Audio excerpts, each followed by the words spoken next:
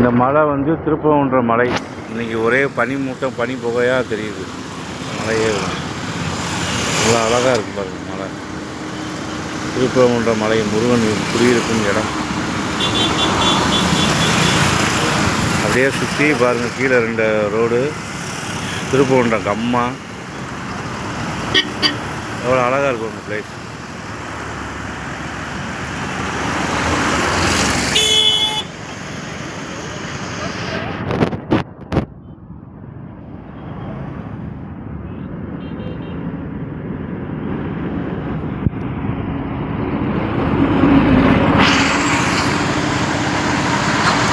இந்த மலையில் சோமப்பர் சாமி, அடிவாரத்தில் சூட்டுக்கோள் மாயாண்டி சாமி இருக்காங்க. இந்த மலையில் திருப்பரங்குன்றம் பக்கத்து மலை.